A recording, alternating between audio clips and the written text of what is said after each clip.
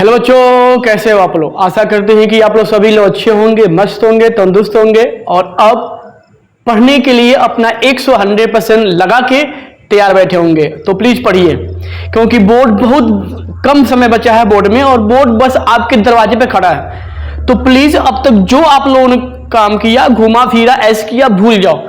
अब जो 3 महीने हैं प्लीज रगड़ो, पढ़ो। तो हम लोगों ने क्लास 10th में सर्किल हम लोगों ने सीखा था। सर्किल में हम लोगों ने क्या सीखा था? तो सीखा था सर्किल में कि सर्किल उन सभी पॉइंट का कलेक्शन होता है जिनका एक फिक्स पॉइंट से दूरी, मान लो फिक्स पॉइंट O हो और यह पॉइंट यहां पे है, यहां पे है, यहां पे है, तो इनका डिस्टेंसेस एक फिक्स पॉइंट O से इक्वल होता है, बराबर होता है, और एक फिक्स पॉइंट को बोलते हैं सेंटर ऑफ सर्किल। और इन पॉइंटों को मिलाने से जो ऐसे बाउंड्री बनता है, this is called circumference. This is called circumference of circle. Circumference of circle, ठीक है ना। यह आप लोगों ने सीखा है। इसको लिखते हैं C से। यह जो मान लो पॉइंट O है, जब मैंने P है, P को जब मैंने O से मिलाया तो जो PO बनेगा वो तुम्हारा होता है रेडियस, ठीक है ना। और मान लो कि मैं अगर इसी P वाली लाइन को जो सीधा मिलाऊं, मान लो इस पॉइंट M पे मिल रहा है, तो वह लाइन जो सर्किल के सेंटर से होकर जाता है और सरकमफ्रेंस पे 2 पॉइंट को मिलाता है, तो सरकमफ्रेंस पे 2 पॉइंट को, सरकमफ्रेंस ये पूरा बाउंड्री, सरकमफ्रेंस पे 2 पॉइंट को मिलाने वाली सीधी रेखा जो सेंटर C से या O से होकर जाए, डायमीटर कहलाता है। यानी कि PM तुम्हारा क्या होगा? तो डायमीटर हो जाएगा। क्यों होगा? क्योंकि इस सरकमफ्रेंस पे कोई 2 पॉइंट P और M था, आपने जब इसको ज्वाइन किया तो PM एक सीधी रेखा बन रही है और यह सेंटर O या कहीं कहीं इसको C बोलते हैं, से होकर जा रहा है। यानी PM तुम्हारा क्या होगा? डायमीटर, और इसको लिखते हैं D से। हमने क्या पढ़ा था कि जो डायमीटर होता है वो 2 इंटू रेडियस होता है, 2 इंटू रेडियस होता है, यानी D बराबर 2R होता है, ठीक है ना। और हम लोगों ने लास्ट वीडियो में सीखा था कि सर्किल का सरकमफ्रेंस और डायमीटर मान लो D है, यह है। तो हम जब सर्किल के सरकमफ्रेंस और डायमीटर में जब रेशियो निकालते हैं तो हमेशा यह फिक्स होता है, ना कांस्टेंट होता है, निश्चित होता है, 3.14 OR। इसी को लिखते हैं 22/7 या इसी को सिंबल देते हैं पाई से लिखते हैं। यानी कि यहां से C बराबर D इंटू पाई, तो पाई इंटू D OR, चूंकि D की वैल्यू क्या होती है? 2R, यानी C बराबर पाई इंटू 2R, इसलिए यहां से मुझे C बराबर 2 पाई R मिलता है। तो यह था सरकमफ्रेंस का फार्मूला R के फॉर्म में, और यह था सरकमफ्रेंस का फार्मूला D के फॉर्म में। तो यह सब हम लोगों ने सीख लिया है। अब बच्चे देखो, अब हम लोग नेक्स्ट सीखेंगे क्या? तो सिकेंट लाइन। क्या सीखेंगे? सिकेंट लाइन क्या होता है? सिकेंट लाइन, या इसी को बोल लो इंटरसेक्टिंग, है ना। इंटरसेक्टिंग भी बोलोगे तो गलती नहीं होगा, इंटरसेक्टिंग लाइन। तो ये क्या होता है बच्चा सर्किल में? तो बच्चे थोड़ा आप बताओ, मान लो कि मैंने एक यहाँ सर्किल बना दिया, सर्किल है जिसका सेंटर O है, यह मान लो रेडियस है। तो आपने पीछे का सीखा था कि आप अगर इस सर्किल को मैथमेटिकल सिंबल में लिखना चाहो तो क्या लिखोगे कि C is a circle with centre O and radius, मान लो भाई OM है, रेडियस OM, या हम इसी को क्या लिखते थे? C O, R, यानी C एक तुम्हारा सर्किल है जिसका रेडियस O है और जिसका सेंटर O है और रेडियस क्या है? R है। तो खैर मुझे यहाँ पे सेकेंड लाइन की बात करनी है, ठीक है ना। तो चलिए देखो, मान लो कि मैंने एक ऐसा फिगर बनाया, इसको मान लाइन L है,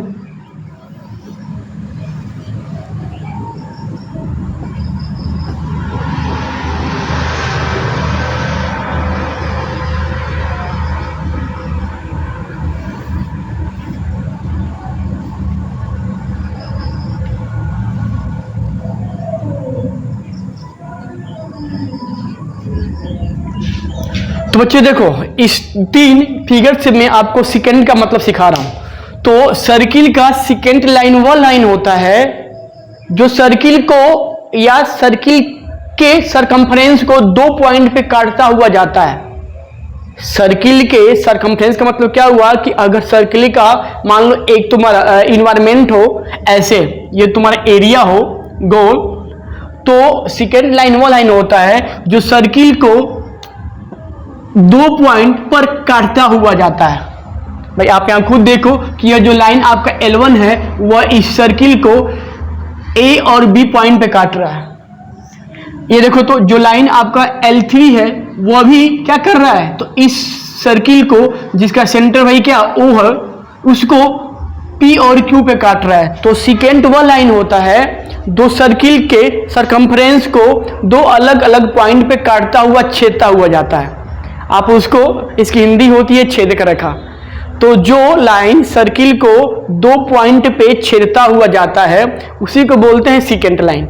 यानी कि सिकेंट लाइन तुम्हारा क्या हुआ, तो secant line is a line that it intersect circle या that is passes through to the circle from 2 different point. यानी कि सिकेंट लाइन वह लाइन होता है जो सर्किल को 2 पॉइंट पर इंटरसेक्ट करता हुआ जाता है। तो बच्चे आप यहां देखो, यहाँ लाइन तुम्हारा L1 क्या हो जाएगा, सिकेंट लाइन, L3 तुम्हारा क्या हो जाएगा, सिकेंट लाइन। लेकिन क्या आपका L2 सिकेंट लाइन है, तो L2 मेरा सिकेंट लाइन नहीं होगा। क्यों नहीं होगा, क्योंकि आप देखो तो यह जो सर्किल है इसको किसी एक पॉइंट पे ही काटता हुआ जा रहा है। देखो मान लो ऐसे लिखे ना भाई, ऐसे मान लो ऐसे, तो क्या यह लाइन तुम्हारा मान लो L4 बनाओ, क्या यह लाइन तुम्हारा सिकेंट लाइन है, तो आप बोलोगे सर नहीं। क्यों नहीं है, क्योंकि यह लाइन इस सर्किल को ऐसे 2 पॉइंट पे, ऐसे 2 पॉइंट पे टच करता हुआ या काटता हुआ नहीं जा रहा है, टच नहीं काटता हुआ नहीं जा रहा है। लेकिन यहां देखो तो यहां ना जो लाइन L4 है वह इस सर्किल को किसी एक पॉइंट पे खाली टच कर रहा है, मान लो यहां पे, तो ये मेरा क्या है, सिकेंट लाइन नहीं है। तो अब तुम्हारे मन में एक डाउट है कि अगर यह सिकेंट लाइन नहीं है तो हम इस लाइन को क्या बोलेंगे। तो बच्चे देखो, हम इस लाइन को बोलते हैं टेंजेंट। क्या बोलते हैं, very important in circle, tangent line. तो टेंजेंट लाइन तुम्हारा होता है यही भाई, यही लाइन तुम्हारा क्या हो जाएगा, टेंजेंट लाइन। तो टेंजेंट लाइन वह लाइन होता है जो सर्किल को किसी एक पॉइंट पे टच करता हुआ, छूते हुए जाता है।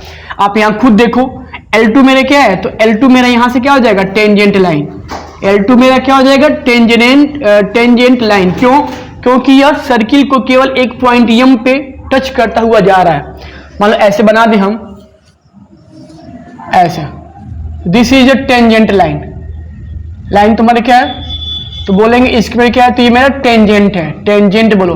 तो टेंजेंट वो लाइन होता है जो सर्किल को केवल एक पॉइंट पे टच करता हुआ जाता है। अगर वो इंटरसेक्ट कर रहा है तो जाहिर सी बात है कि कोई लाइन अगर सर्किल को इंटरसेक्ट करेगा तो वह एक पार जहां से निकलेगा दूसरी ओर जाके भी सेम निकलेगा। मतलब कि एक ओर से जाएगा तो दूसरी ओर से निकलेगा, यानी कि वह उसको 2 पॉइंट पे काटता हुआ जाएगा। तो इंटरसेक्ट का मतलब क्या होता है सेकंड लाइन में, और जहां भी आता है टच करना, छूना, उसको बोलते हैं टेंजेंट। तो टेंजेंट लाइन वो लाइन होता है जो सर्किल को केवल एक पॉइंट पे छूता हुआ जाता है। तो बच्चे यह था सेकंड लाइन, और यहाँ पे मैंने हेडिंग नहीं डाला था, इसको लिख लेंगे tangent line, tangent line. I think यह आपको समझ में आ रहा है, ठीक है ना। आगे बढ़ते हैं बच्चे। अब मेरा एक इंपॉर्टेंट टॉपिक क्या है कि सर्किल के बाहर किसी पॉइंट से सर्किल पे कितना टेंजेंट हम खींचते हैं। तो भाई चलो आप बताओ, आपको देखो, आपको क्या पता है कि टेंजेंट लाइन क्या होता है, जो सर्किल को केवल टच करता हुआ जाता है। तो बच्चे आप बताओ, मान लो कि कोई पॉइंट P है, मैं अगर यहां से इस पे लाइन खींचूं तो देखो ये लाइन तुम्हारा ऐसे भी हो सकता है जो सर्किल को इस 2 पॉइंट पे काट रहा है, ये तुम्हारा ऐसे भी सकता है, ऐसे भी सकता है, देखो ये तुम्हारा ऐसे भी सकता है, थोड़ा बनाऊं, ऐसे भी सकता है। ये मान लो लाइन L1 है, या L2 है, या L3 है, या L4 है, या L5 है। तो बच्चे आप यहां खुद देखो, आप क्या देख रहे हो कि देखो ना, इस बाहर वाले पॉइंट से आप इस अलग अलग टाइप के लाइन खींच सकते हो, लेकिन टेंजेंट आपको देखना है क्या होगा।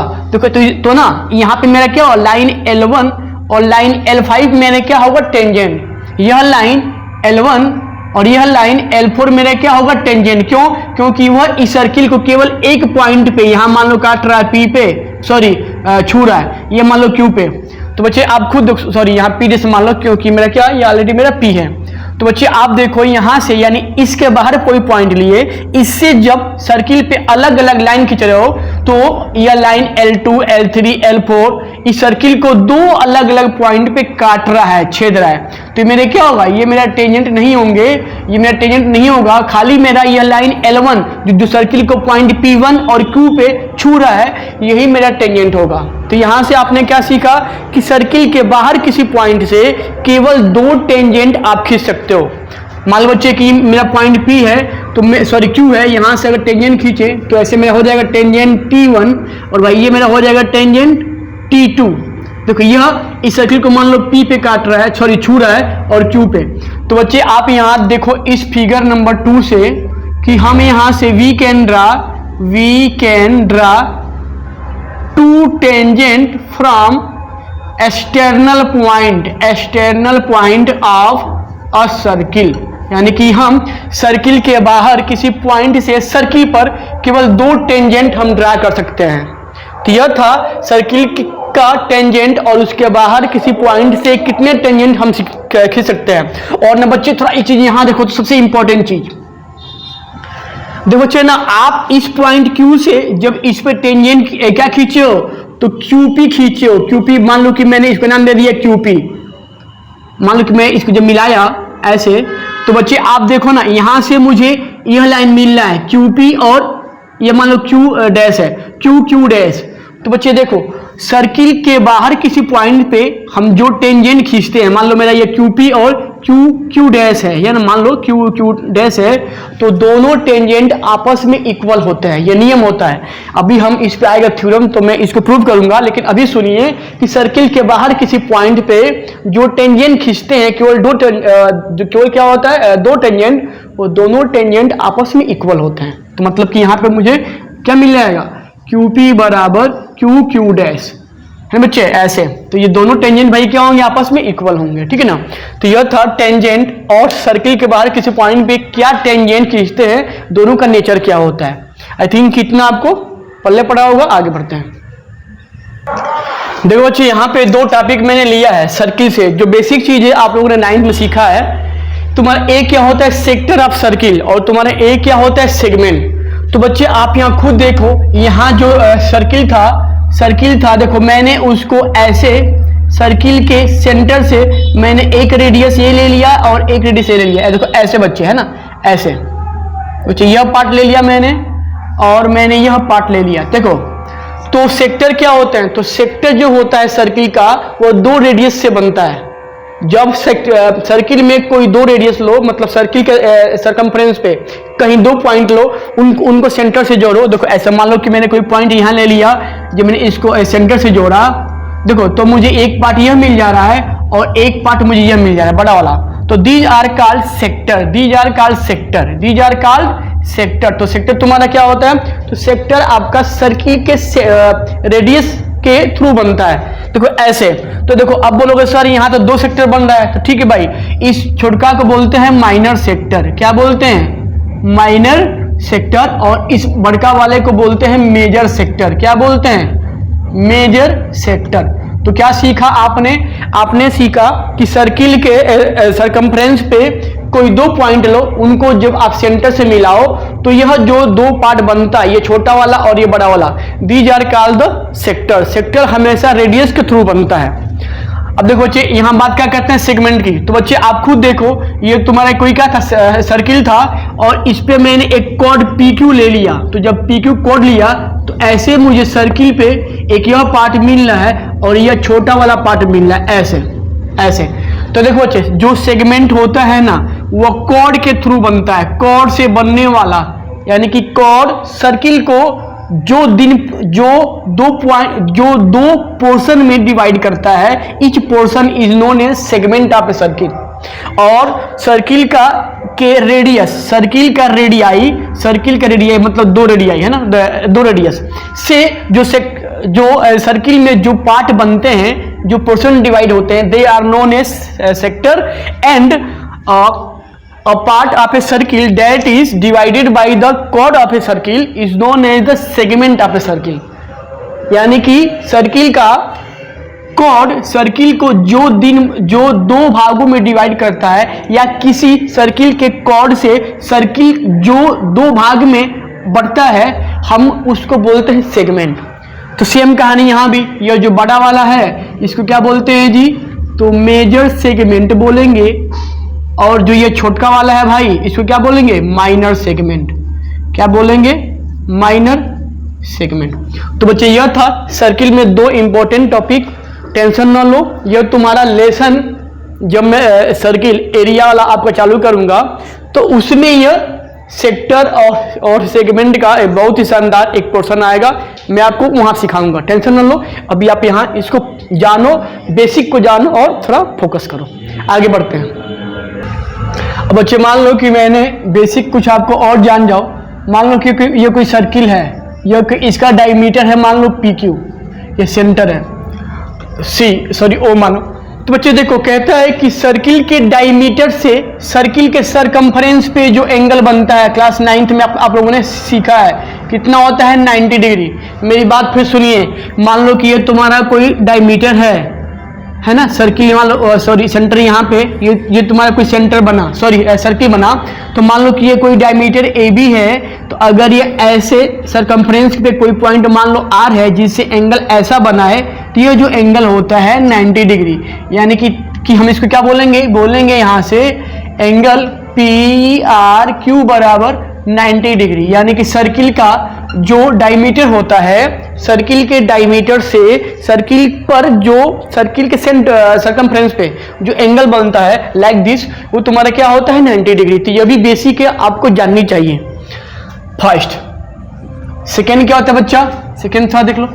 मान लो बच्चे कि ये मेरा कोई कॉर्ड है PQ, देखो इससे मान लो कि यह कोई, देखो ना इस सर्किल के देखो एक पोर्शन, यानी इस मेजर वाले सेगमेंट में मान लो कोई एंगल ऐसा बन गया और भैया कोई एंगल ऐसा बन गया, यानी कि कहता है कि सर्किल के अगर कॉर्ड से सर्किल का कार्ड सर्किल के एक ही ओर सर्किल के एक ही सेगमेंट में एक ही पोर्शन में जो दो अलग अलग एंगल बनाए, मान लो PQRS।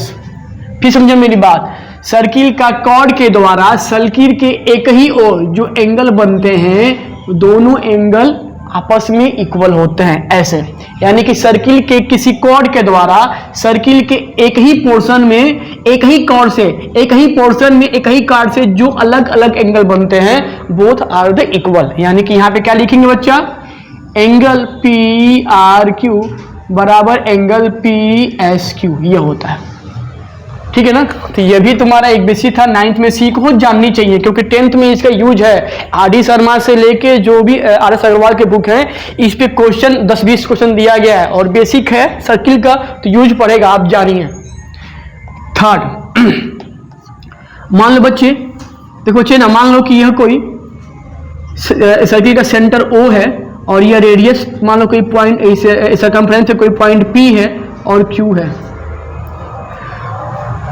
तो बच्चे देखो कहता है कि सर्किल के सरकमफ्रेंस पे कोई दो पॉइंट लो, तो उनके द्वारा जो सेंटर पे एंगल बनता है, सर्किल के सरकमफ्रेंस पे किसी दो पॉइंट के द्वारा जो सर्किल पे एंगल बनता है, सॉरी सर्किल के सेंटर पे, उन्हीं पॉइंटों के द्वारा सर्किल पे बने दूसरे एंगल, मान लो कि हम ले ले क्या, PRQ।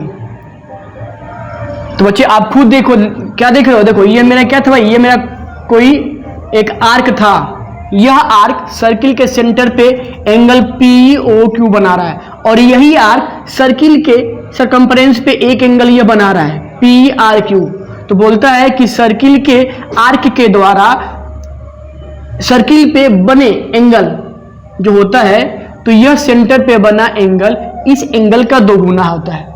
सर्किल के किसी आर्क के द्वारा सेंटर पे बना एंगल सर्किल के एक आर्क के द्वारा सेंटर पे बना एंगल उसी आर्क के द्वारा सर्किल पर बने एंगल का दोगुना होता है। मतलब कि यह जो एंगल है POQ, यानी यह जो एंगल है POQ तुम्हारा क्या होगा, दोगुना होगा इसी आर्क के द्वारा सर्किल के इस वाले पार्ट पे बने, यानी PRQ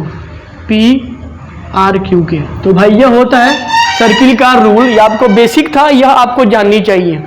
ठीक है बच्चे, तो यह मतलब जो भी मुझे बेसिक लगा मैं आपको सिखा रहा हूँ, आप जानिए, इसको रब पे 1-2 बार लिखिए।